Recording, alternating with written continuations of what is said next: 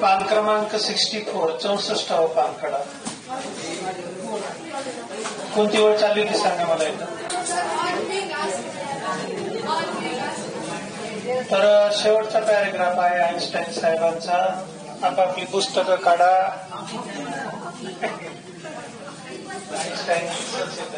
Hawking साहेबांचं शेवटचा paragraph आहे, म्हणजे त्यांच्या जीवन कार्याची माहिती देणारा. आपण पुस्तक काढा नसेल तर शेजारच्या पुस्तकामध्ये बघा.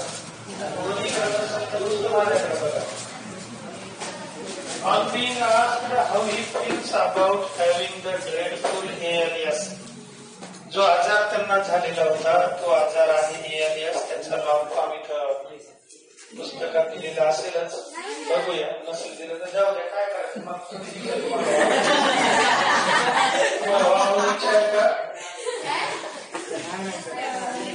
On being asked how he feels about having the dreadful ALS, ही एक सवय आहे. आपणही एकमेकांना भेटणारी विचारतो, काय चाललंय, कसं काय, बरं आहे का. आजारी व्यक्तीला भेटायला गेल्यानंतर बरेच जण विचारतात कसं वाटतंय आता.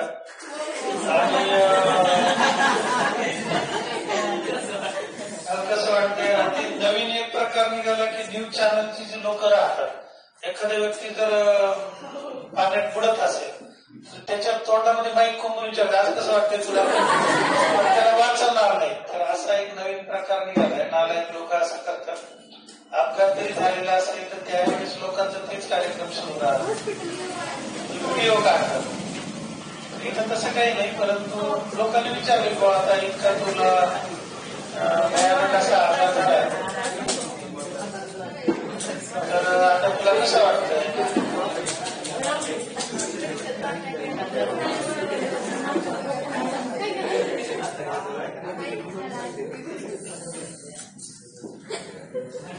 तर त्यावर त्याने काय उत्तर दिलं हॉकिंग साहेबांनी बघूया.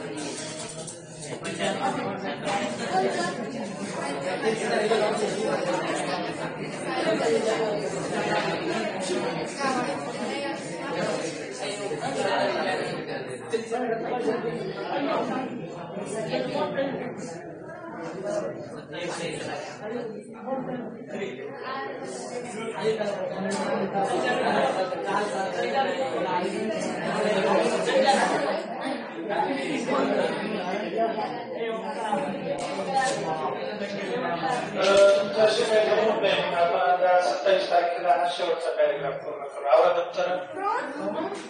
तुम्ही बोलत नसा 27 तारखेला पूर्ण करून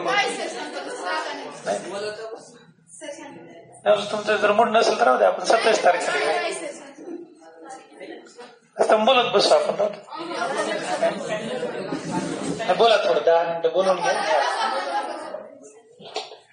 कसं करते कसं काय अडचण.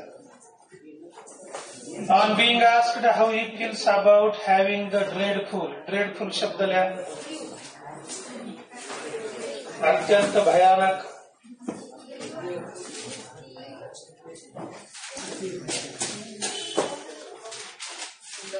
अत्यंत भयानक असा आजार झालेला होता. हजारे सरळ बैस टेकू नको.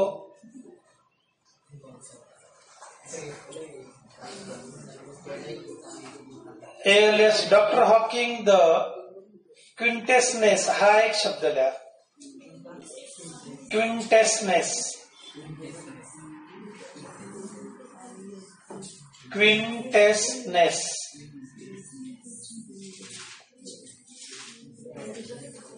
त्याचा मराठीतून अर्थ लिहा. शुद्ध मराठीतून पुस्तकात दिलेला आहे.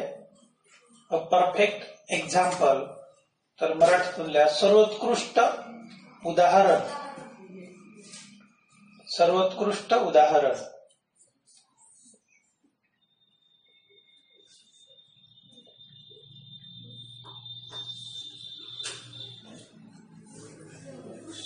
Optimism and hope.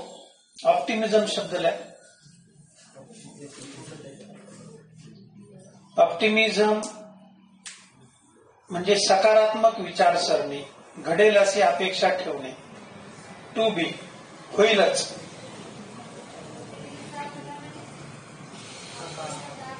सकारात्मक विचारसरणी. होप म्हणजे आशा. होप म्हणजे आशा.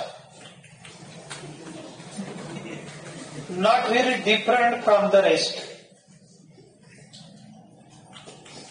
ही काही इतरांपासून जास्त वेगळी होती अशातला काही प्रकार नाही असं ते काही सांगत होते. I try and lead as normal normal a life as possible. याही अवस्थेमध्ये सर्वसाधारण जीवन कसं जगता येईल याच्यावरती त्यांचा कटाक्ष असायचा. की बरेच जण भयानक रोग झाल्यानंतर डेडली डिसीज झाला असं कळालं की मग आपलं आयुष्य हरवून जातं.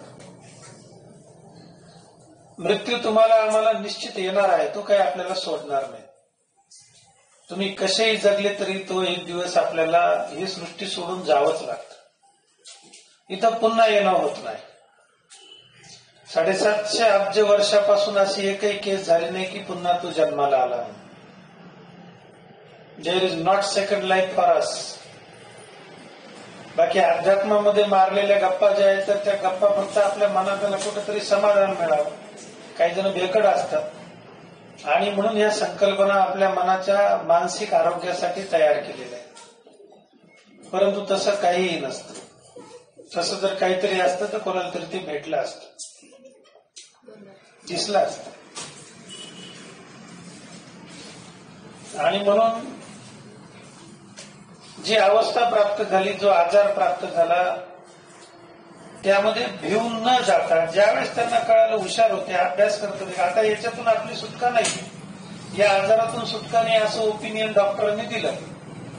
मग त्यामध्ये काय काय करता येईल त्यांना म्हणायचं ऑप्टिमिझम, सकारात्मकता.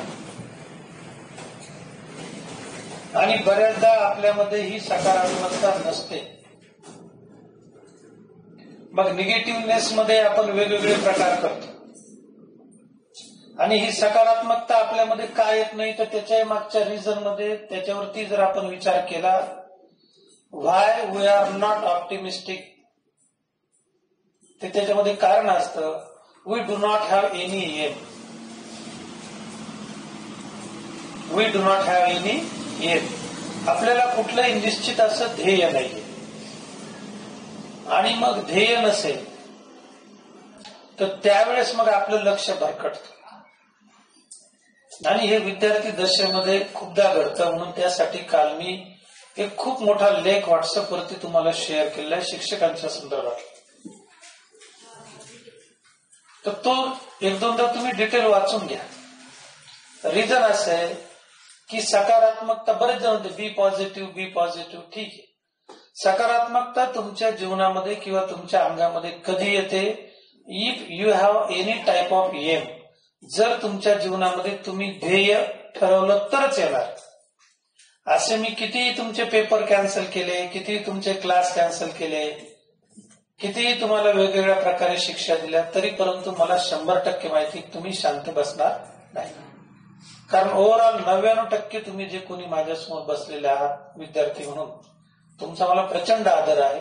परंतु दुर्दैवाने तुमच्यासमोर कुठलंही ध्येय नाहीये की आम्हाला असं काहीतरी बनायचंय, असं काहीतरी करून दाखवायचं. मग त्या ध्येयापर्यंत पोहोचण्यासाठी मला काय करावं लागेल हे मला माहिती नाहीये.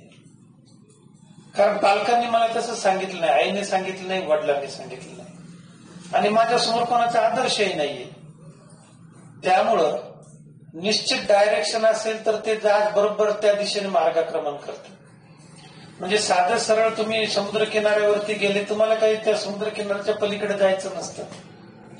तुम्हाला फक्त तिथल्या बोटीमध्ये जाऊन इकडे तिकडे चक्कर मारून फिरून यायचं असतं 2-3 किलोमीटर मध्ये, किंवा तिथे असलेली मोटरसायकल असते पाण्यावरती, ती तुम्ही घेतात, लाईफ जॅकेट लावतात, मग इकडं तिकडं वाकडी तिकडे पळवत आपलं वापस येतात.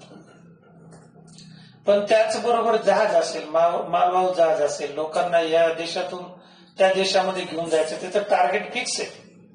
इंडियातून ते जहाज निघायला आणि त्याला आता कुवेतला जायचंय, तर दिशा फिक्स आहे ना, ते इकडे तिकडे वळतच नाही.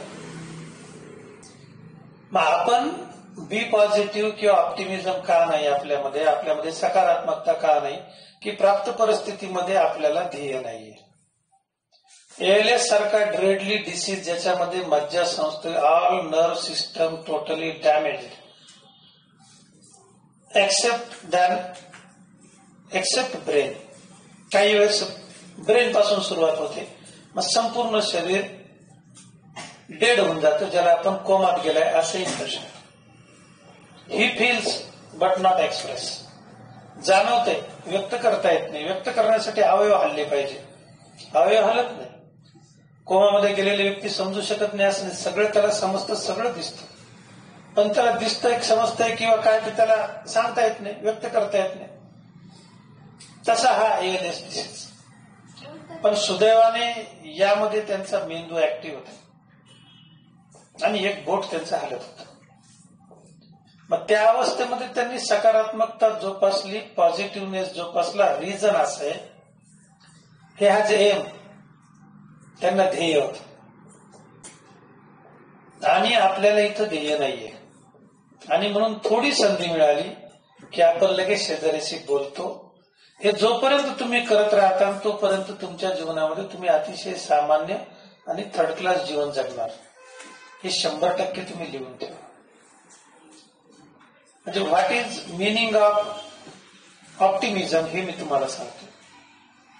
ऑप्टिमिझम म्हणजे ज्याच्यात सकारात्मकता असते, त्या व्यक्तीला काहीतरी ध्येय असतं आणि त्या ध्येयाप्रती सतत तो जागरूक राहतो, सतत तेच काम करतो 24 तास. दुसरं तो कामच करत नाही.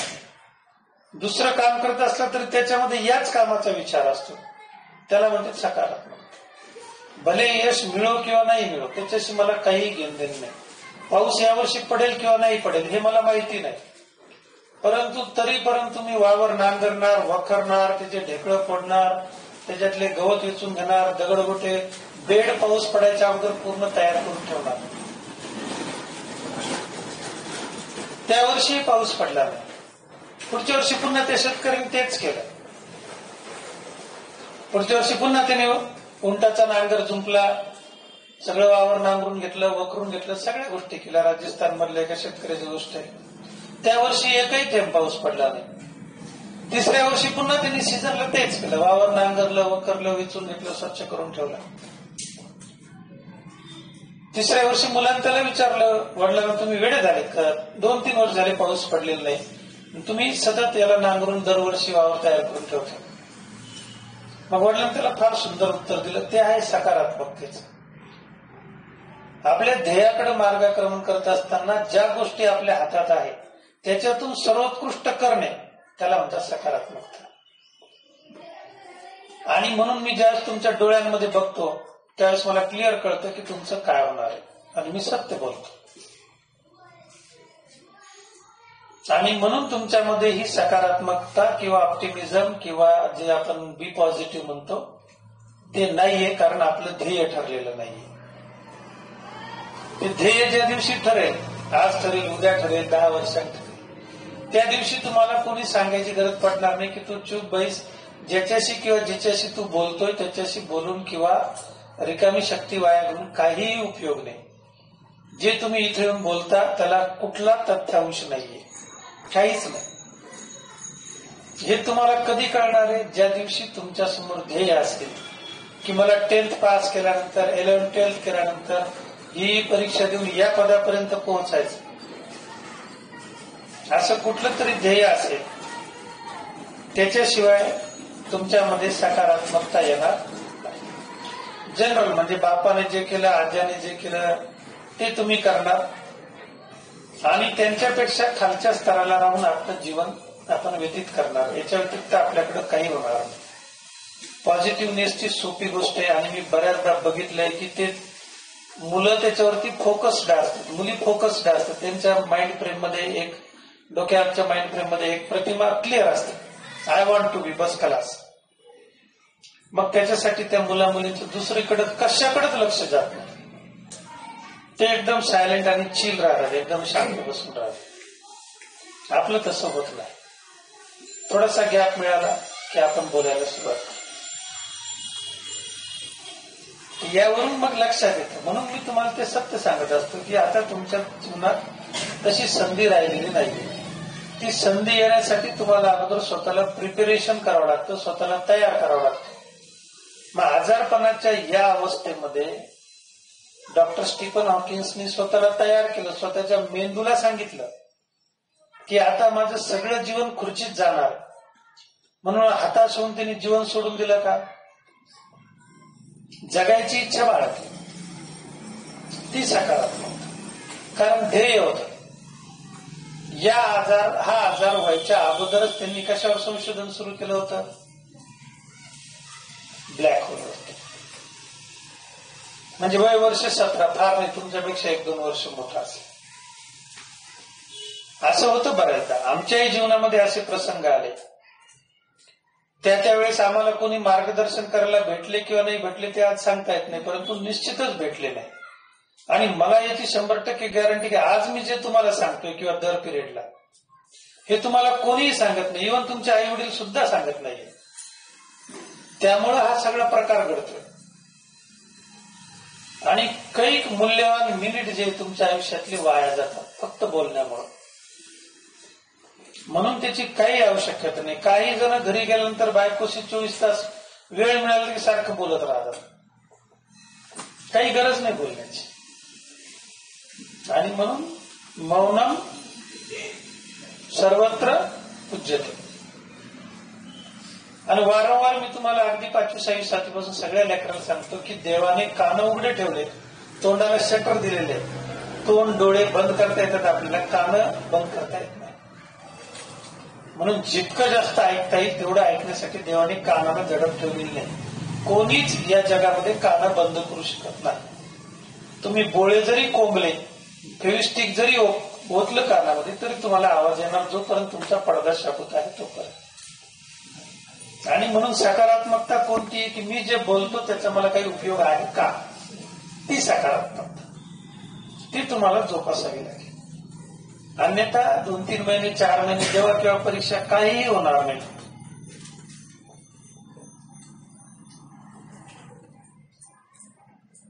That is the meaning of optimism. सकारात्मकतेचा म्हणजे माझ्या दृष्टिकोनातून मी तसा अर्थ घेतो. आणि म्हणून मला क्लास असेल, क्लासच्या व्यतिरिक्त असेल, किंवा मला फेसबुकवरती, व्हॉट्सअपवरती फॉलो करणारे जितके काही 1001 जण आहे, 1011 जण, ते प्रत्येक, मी साधं कोणाला बर्थडेचा विशेष जरी द्यायचा असेल तर त्याच्या खाली माझ्या क्लासेसचं पूर्ण नाव असतं. मी साधा लेख लिहिला, मी 13 आतापर्यंत लघुकथा लिहिल्या. एक लघुकथा आता मी कालच्या रविवारपासून तुम्हाला ग्रुपवरती टाकायला लागलो. तर त्याही खाली तुम्ही क्लासचे ऍड बघणारच. कारण दॅट्स माय बिझनेस. आता सध्या तुमचा बिझनेस विद्यार्थी दशेचा आहे. मग याच्यातून आपल्याला जेवढं ज्ञान दिलंय त्या ज्ञानापैकी आपल्याला सर्वोत्कृष्ट काय करता येईल, that is non as optimism, positiveness. नुसतं बी पॉझिटिव्ह, नुसतेच तुम्ही सकारात्मक. फक्त सकारात्मक असून उपयोग होत नाही. सकारात्मकतेला तुम्हाला काय करावं लागतं, त्याला त्या विचाराला कृतीची जोड द्यावी लागते. उच्चार उच्च असून काहीही साधत नाही, कृती करावी लागेल की नाही. आणि ती कृती आपल्याच्याने घडत नाही. म्हणजे मुळात आपली शिकून घ्यायची इच्छाच नाही. जोपर्यंत आपण शिकून घेत नाही तोपर्यंत आपल्यामध्ये उत्कृष्टपणा येणार नाही. आणि त्याला म्हणायचं ऑप्टिमिझम किंवा पॉझिटिव्हनेस. म्हणजे बरेच जण असे सल्ला देतात की सकारात्मकतेने विचार करा, चांगलं घडत. नुसता विचार करून कधीही चांगलं घडत नाही. त्यासाठी तुम्हाला कृतीच करावी लागते. You have to work to get better. Only thinking better किंवा थिंक बेटर गेट बेटर नाही.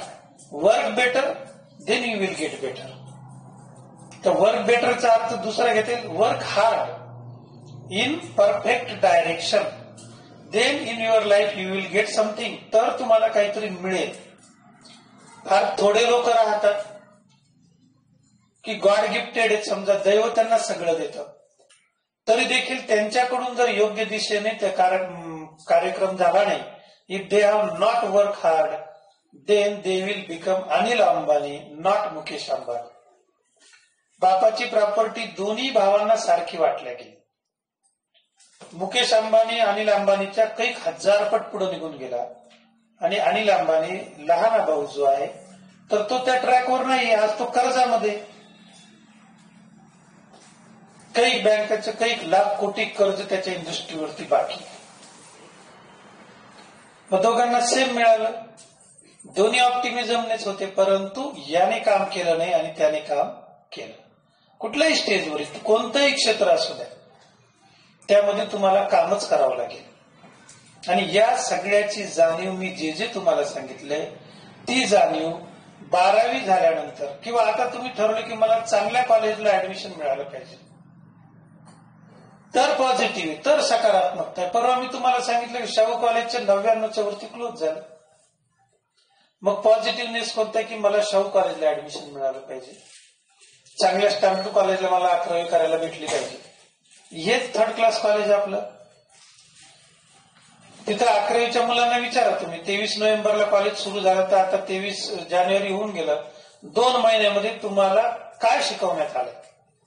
किंवा आपलं कॉलेज स्थापन झाल्यापासून एकही मुलगा सीईटीला पहिल्या प्रयत्नात पास झाला नाही, एकही मुलाला नीटला 100च्या वरती मार्क पडले नाही. आणि मग या डबक्यामधून आपल्याला बाहेर उडी मारायची आहे, तर त्याच्यासाठी आपल्याला अभ्यास करावा लागेल. तर बी पॉझिटिव्ह, त्यासाठी कृती करावी लागेल आणि त्यासाठी शिकून घ्यावं लागेल. ते आपण करत नाही. आणि म्हणून इथं दिलंय ऑप्टिमिझमचं तुम्हाला इथं सेपरेट हे. याचं दुसरं जे येतं ऍडजेक्टिव्ह येतं ऑप्टिमिस्टिक, म्हणजे जो प्रॅक्टिकल वरती विश्वास ठेवतो तो. आणि त्याचा अपोजिट मला वाटतं पेसिमिस्टिक आहे, म्हणजे जो दैववादी असतो. आणि ऑप्टिमिस्टिक म्हणजे प्रयत्नवादी, तो प्रयत्न करतो, तो देवावर किंवा दैवावर विश्वास ठेवून राहत नाही. हा शब्दाचा एवढा मोठा अर्थ आहे. म्हणून त्यांनी डार्क लँड होप, मराठीतून म्हण आहे, माय मरो पण आशा उरो. होप, आशा जीवनातली नाही मेली पाहिजे. जीवनात जर काही होप नसेल, आशा नसेल, होपलेस असेल, तर मग उगा मृत्यू येईपर्यंत आपण वाट पाहत. आणि ज्याच्या जीवनामध्ये काही ध्येय आहे तो नॉनस्टॉप शेवटच्या क्षणापर्यंत त्याचं काम करत राहतो. यश मिळेल किंवा नाही मिळेल, दॅट्स डेस्टिनी. ते काय असेल ते समोरच्याच्या हातात, परंतु प्रयत्न करणं आणि तेही सकारात्मकतेने, एकदम स्ट्रेट डायरेक्शनने, तर ते प्रयत्न यशस्वी होतात. आणि जर तुमचं असं असेल, किंवा तुम्ही आता शाळेत जायचंय की शाळेत जाताना तुमची सायकल नुसती अशी चालवत नाही, किंवा तुमची स्कूटी अशी चालवत नाही, जसं तुम्ही बसले बसले इकडे तिकडे बोलतात, तर 100% 25 पैकी 4-5 जण रस्त्याने पडणार आहात. That is optimistic. म्हणजे these peoples are straightforward in their nature, mostly they are hard working. ते काय आहे, खूप कष्ट घेतात आणि जे त्यांच्याजवळ आहे त्याच्यातून ते साध्य करायचा प्रयत्न करतात. Says not very different from the rest. पूर्वी होतं त्याच्यापेक्षा काही वेगळं नव्हतं आयुष्य माझं. पूर्वी जसं होतं त्याचप्रमाणे आयुष्य चालू आहे. फक्त काय झालंय, I try and lead as normal as life as possible. जितकं मला सर्वसामान्य पूर्वीसारखं जगता येईल तसं मी जगायचा प्रयत्न करतो. and not think about my condition to regret the things it prevents me from doing. आणि जी माझी परिस्थिती, जी अवस्था आहे, आता व्हीलचेअरला मी बांधील झालेलो आहे, मग माझ्या शारीरिक हालचाली बंद झालेल्या आहेत. आता ते काही कष्टाचं काम करत नव्हते, मेंदूच काम करत होते. पण त्यांनी त्याही याच्यामध्ये भाग्य मानलं की देवाने माझा मेंदू शाबूत ठेवलाय, मला समजतंय आणि मग ते आता मला व्यक्त करायचंय, मग कसं व्यक्त करायचं, तर त्या पद्धतीने त्यांनी त्याच वेळेस हालचालीला सुरुवात केली. And not think about my condition or regret the things it prevents me from doing. Regret शब्द लिहा.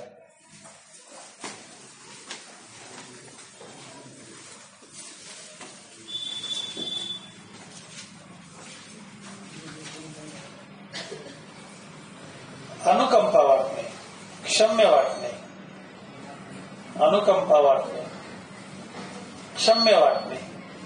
आता काय करू, काही झालं ना, असं काही त्यांना वाटलं. प्रिव्हेंट, च्यापासून, प्रिव्हेंट म्हणजे च्यापासून रोखणे.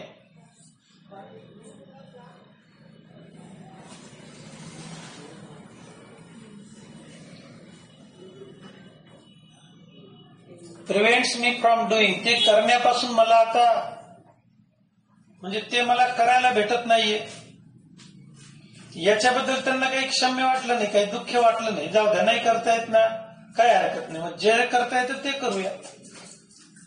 विचार नॉट मी नाही, असं काही जास्त नव्हतं, म्हणजे इतकं काही अवघड नव्हतं. Doctor Hawking firmly believes that in the next millennium,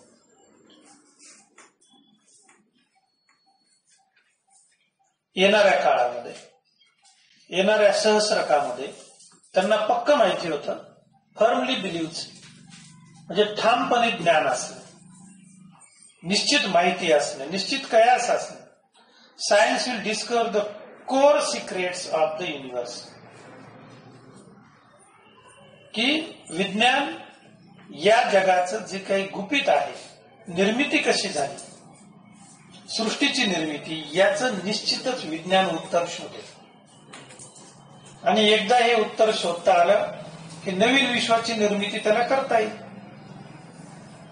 दुसरं जग त्याला स्थापित करता येईल. एवढी बुद्धिमत्ता मानवाची निश्चितच येणाऱ्या काळामध्ये विकसित होईल, अशी आशा कोणाला आहे? Doctor Stephen Hawking. आपल्याला फक्त एकच माहिती आहे की आपण नवीन काय निर्माण करू शकणार आहे. Science will discover the core secrets of the universe. Core secrets of the universe याला अंडरलाईन करा. या विश्वाचे गुपित, इट्स ओरिजिन, त्याची सुरुवात कुठून झाली. ओरिजिन म्हणजे सुरुवात. ओरिजिनचा जवळचा भाऊ असतो ओरिजिनल, म्हणजे सुरुवातीचा, मूळचा. इट्स हिस्ट्री, त्याचा इतिहास. And may be even predict, predict म्हणजे भविष्य सांगणे, अंदाज बांधणे. इट्स अल्टिमेट डिमाइज, आणि त्याचबरोबर या विश्वाचा अंत कधी होणार आहे ते सुद्धा विज्ञान सांगू शकेल. एवढ्या लवकर सांगणार नाही, आपला अंत झाल्यानंतरच हा कार्यक्रम होणार आहे, त्याच्यामुळे जास्त काही काळजी करायची गरज नाही. मागे एकदा अशाच पद्धतीने पेपरमध्ये बातम्या आल्या होत्या की कोणीतरी असं असं हे केलेलं आहे, भविष्य कथन केलेलं आहे की आता सृष्टी नष्ट होणार आहे वगैरे. मग भेकड काळजाचे काही लोक राहतात, ते रात्रभर जागे राहतात. बरेच असे काही आपल्या समाजामध्ये लोक पाहायला भेटतात की सृष्टी बुडणार आहे, जगबुडी होणार आहे. मी म्हणलं होणारे जगबुडी पाहिजे तर तू बुडणार आहे, तू जागा राह, मी बुडायला लागल्यावर मी झोपेतून उठन, मग मी डाराडूर झोपायचं. Ultimate demise.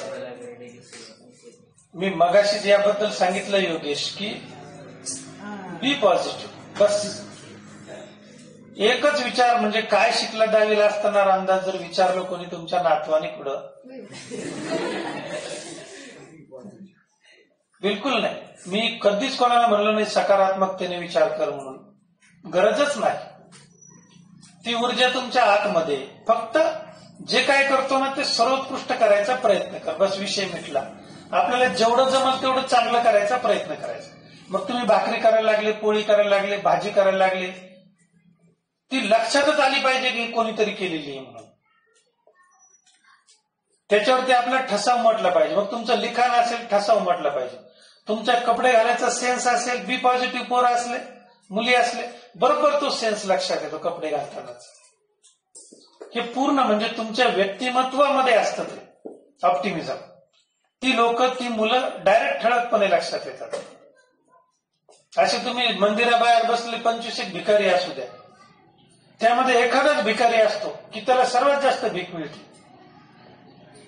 आलं लक्षात? तोही बिझनेस आहे.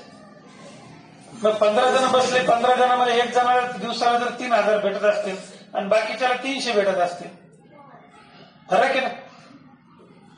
तर त्याला म्हणतात बी पॉझिटिव्ह. जे आपलं काम आहे ना ते सर्वोत्कृष्ट करायचं, बरं का लकमले. त्याला म्हणतात ऑप्टिमिझम. 2 लाकूड तोडायचे सोबतच कामाला लागले एका मशिनरी फॅक्टरीमध्ये. झाडं तोडायची फॅक्टरी होती कुठेतरी, मी हे उदाहरण वाचलं.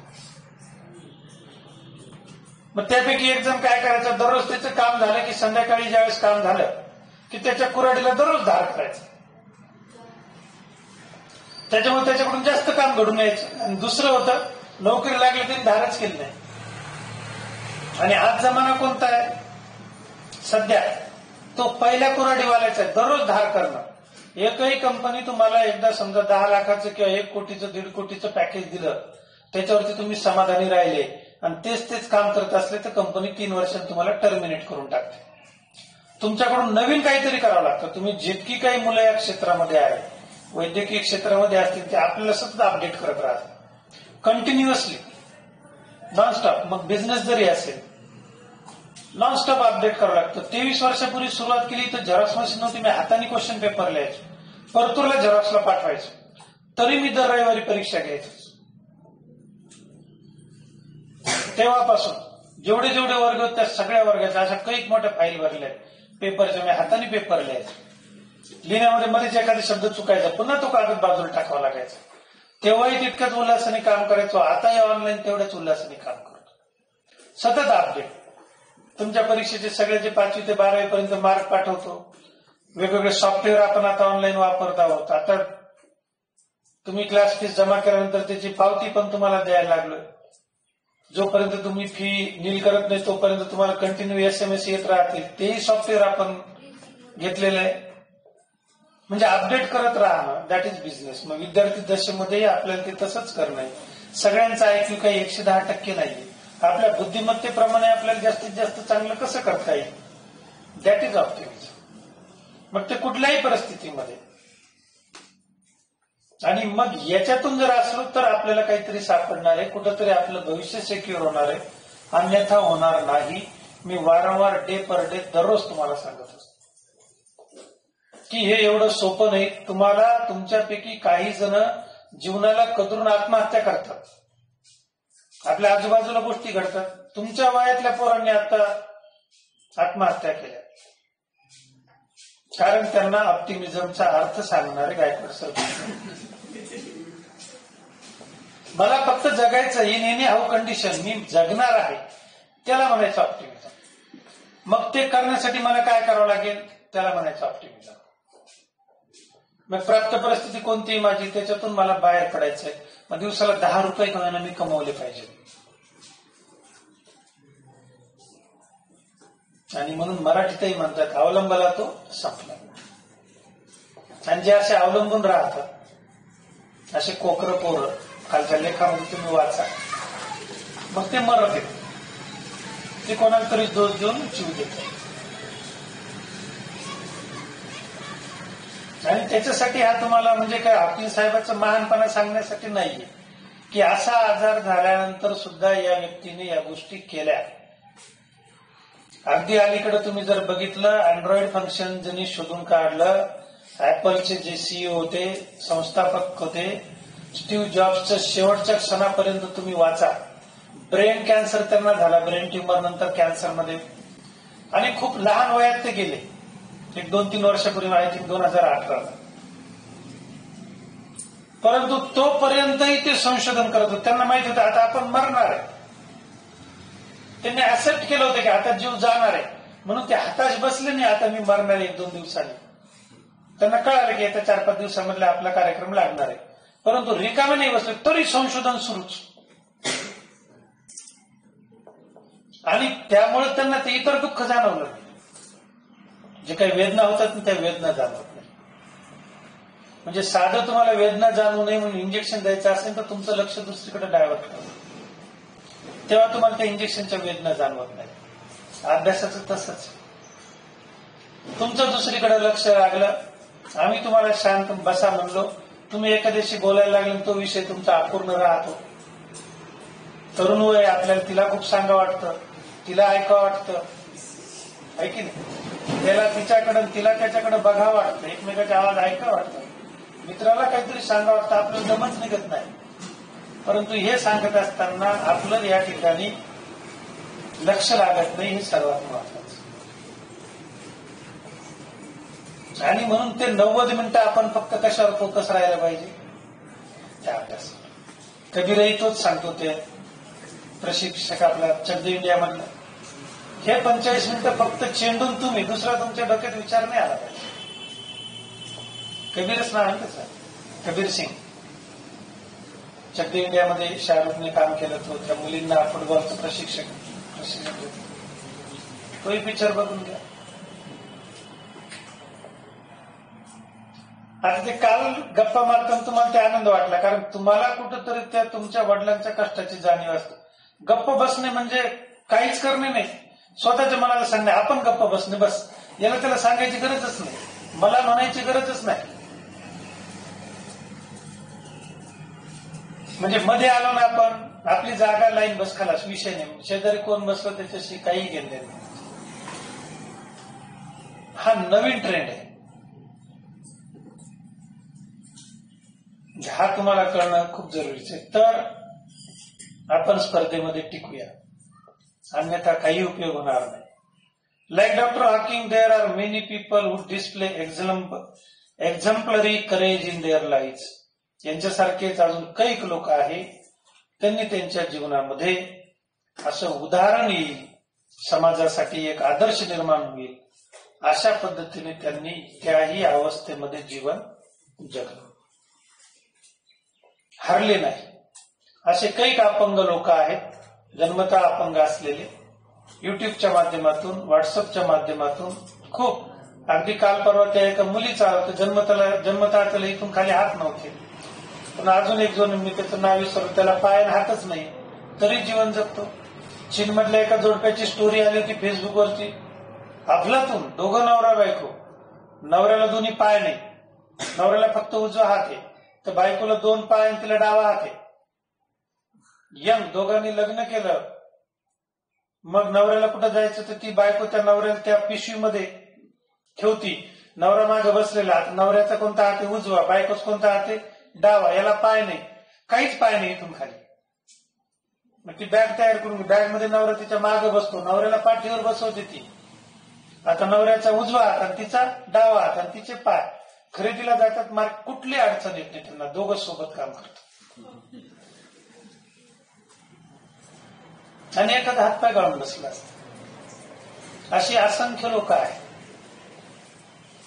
सगळंच गेलं त्यांच्या जवळचं, तरी ते उभे राहिले, त्याला म्हणायचं, कारण ते फोकस्ड होते, त्यांचं लक्ष होत असते, म्हणून त्यांच्या पायावरती झाले नाही, ते पाय जमिनीवरच राहिले. मांडी घालून बसले की मांडी घालूनच बसले, पाय बोलायचं नाही म्हणजे नाहीच. इतकी प्रचंड कष्ट करावे लागतात. या रेडीमेडनेसमुळे खूप अवघड होतं. म्हणजे तुम्हाला सांगत असताना तशा पद्धतीने मी स्वतःही आचरण करत असतो. माझ्या ज्यावेळेस लक्षात आलं की अर्थही त्या कंडिशन मध्ये जातोय, मी इथून उचलून अर्थला औरंगाबादला टाकला. इथंही 11वी 12वी आहे, इथं ऍडमिशन न घेता मी नगरला ऍडमिशन घेतलं.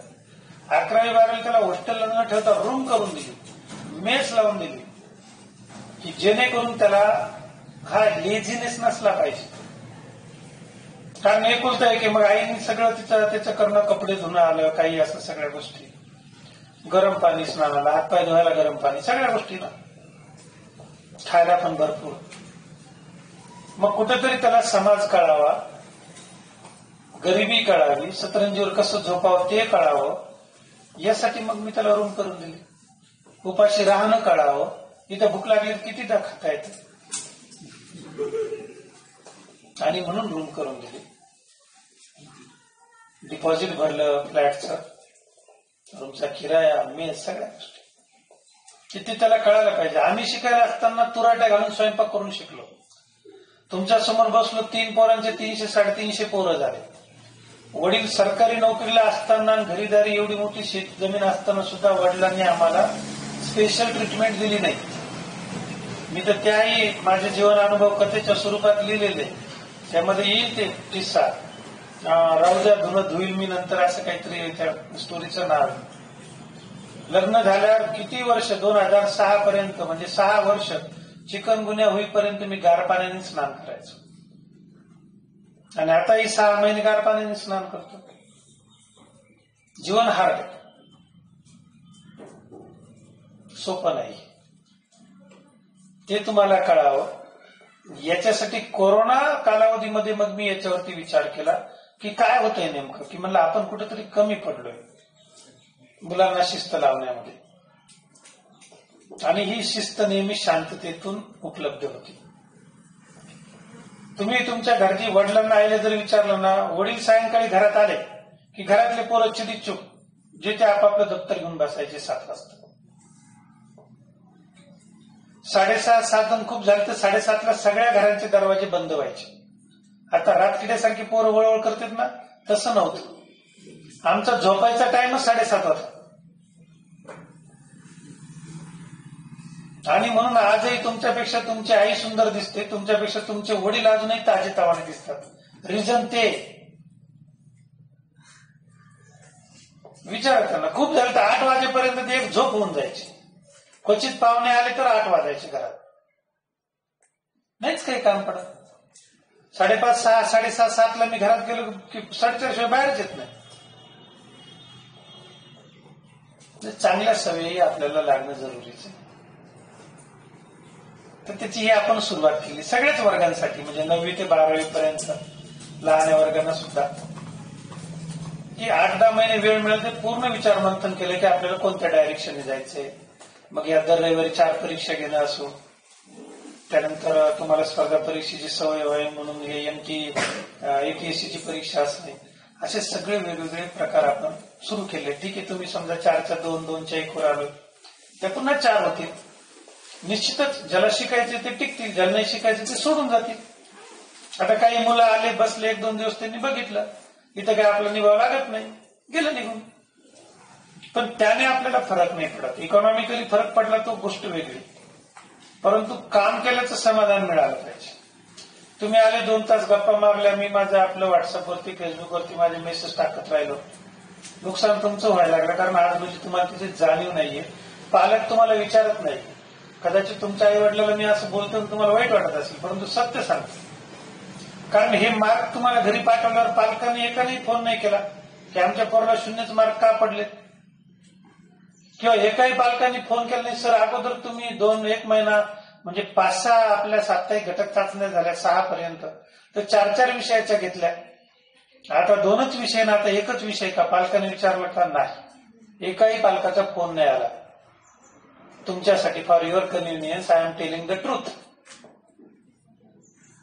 रिझन असं आहे, पालकांना या गोष्टीकडे लक्ष द्यायला वेळच नाहीये. की तुमच्या करिअरच्या बाबतीमध्ये काही विचार केला की पालकांनी तर केलेला नाहीये, म्हणून ते विचारत नाहीये. ते त्यांच्याच करिअरचा विचार करतायत की गाडी कोणती घेऊ, वावर घेऊ का, घर बांधू, अजून एखादी बायको करू का, बायको असेल तर अजून एखादा नवरा करू का, की लईच बोर झाला दुसरा बघू का, याच्यामध्ये ते बिझी.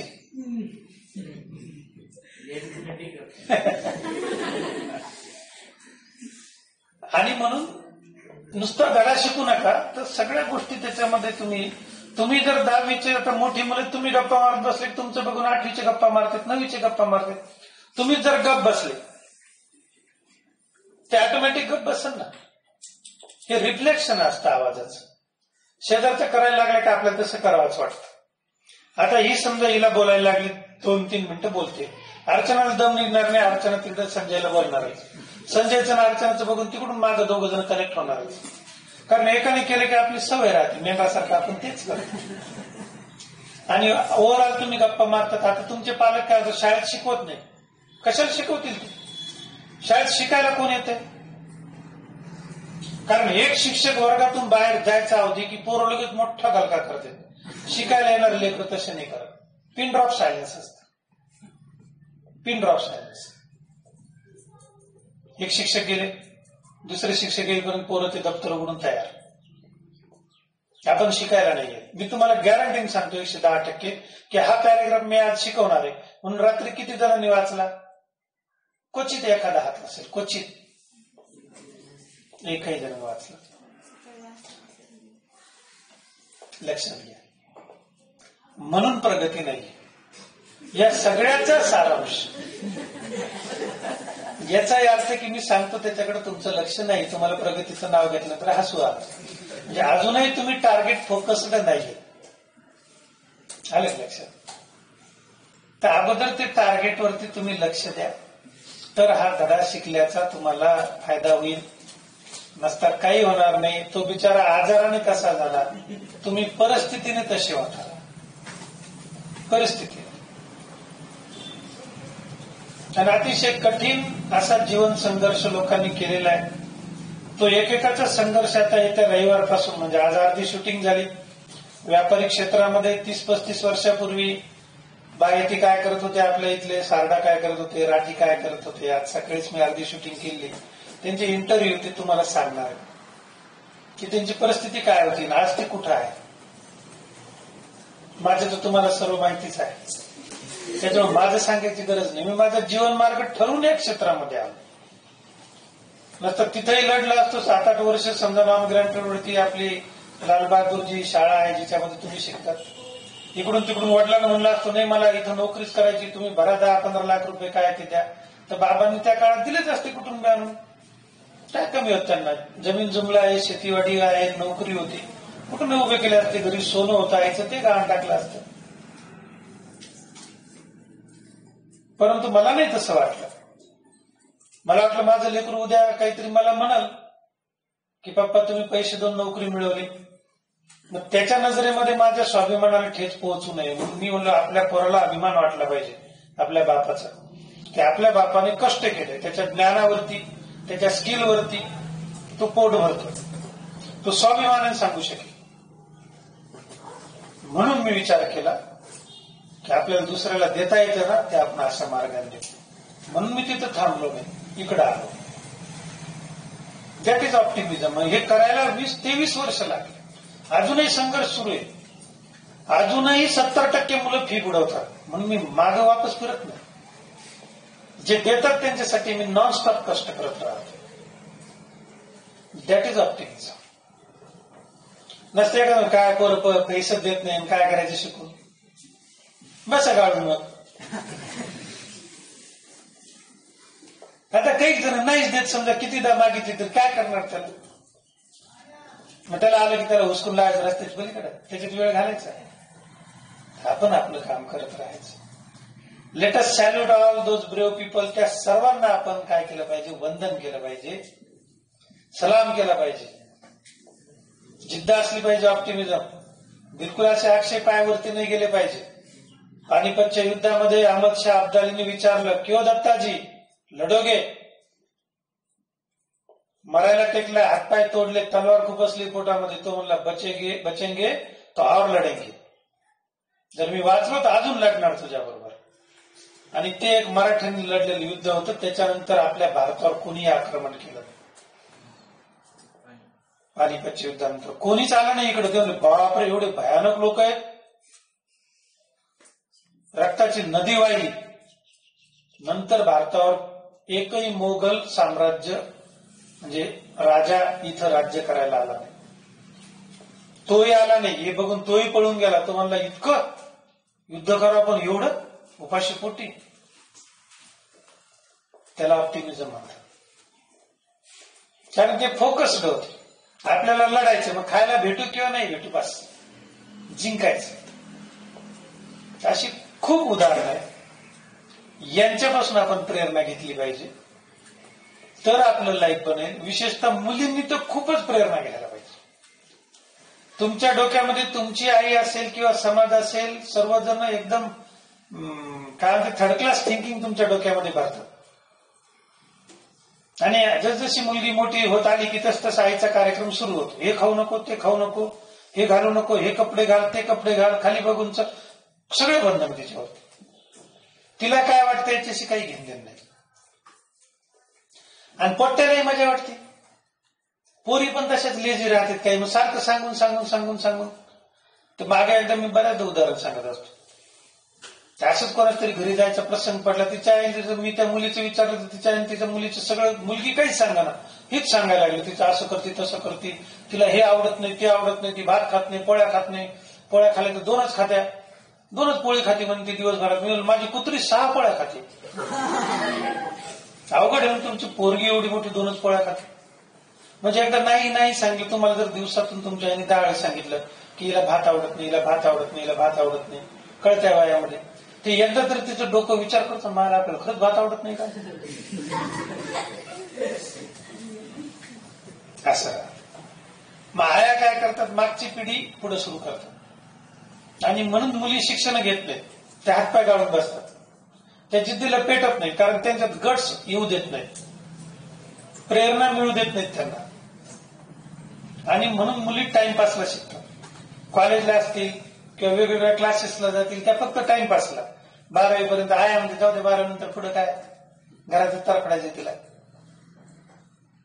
पण ते त्या मुलीला समजलं पाहिजे की मी जन्माला आले ना, फक्त लेकरं पैदा करायला जन्माला आले का, ठीक आहे माझ्या आईचं गेलं आयुष्य कसं, आपल्या मागच्या पिढीचं गेलं, पण आपलं काहीतरी वेगळा विचार केला पाहिजे ना. आपण तसं करत नाही, कारण आपल्या त्यांना अभ्यास करणं होत नाही. आणि असं सांगितलं तुम्ही घरी सांगत नाही, मग घरचे गृहीत धरतात, हिला कशात इंटरेस्ट नाही, बच्चा फॅक्टरी सुरू, म्हणून मुलींचे शिक्षण होत नाही. आणि तुम्ही जर जिद्दीला पेटल्या, तुमचे आई वडील काय करतात, आता बरेचसे पालक काय करतात, पूरला गाडीवर बसवतात आणि या इथं येऊन ते आमचे बायनाता इकडे ते शिवण क्लास, सध्या पण अंडरपॅन्ट, त्याच्यापेक्षा त्याला कॉम्प्युटर शिकवा, बीई कॉम्प्युटर करू द्या, वेगळं काहीतरी करा ना. पण जर विचारच आपण मोठेपणाचा केला नाही तर आपण मोठे होऊ का, तर होणारच नाही. आपण तेच, तुझी फाटली करा कुमारून देते, तुझी शिवून देते, आणि त्याच्यामुळे मॅक्झिमम गोरगरीब याच्यामध्ये तर लोक काय करतात, त्या मुलीला काही कळायच्या आतच तिचं लग्न करून देते, संपलं, तिचं आयुष्य फिनिश. मग तिचं एकच काम, मरेपर्यंत नवऱ्याची सासऱ्याची सेवा करणे, लेकराला मोठं करणे आणि पुच करणे. म्हणून आपण सगळे बहुजन समाजाची तर बसले म्हणून सांगतो. तर भरपूर उदाहरणं आहे. माझी परिस्थिती नाही ते एक अपंगत्व असतं, परंतु तसं काही नाही. तुम्ही ध्येय जर ठरवलं तर तुम्हाला मदत करणारी भरपूर लोक राहतात. ते मदत करतात बोलून. असे काही विद्यार्थी ते नुसते इतरांच्या मदतीवरती पुढे गेलेले, पण तिथपर्यंत तुम्ही पोहोचले पाहिजे.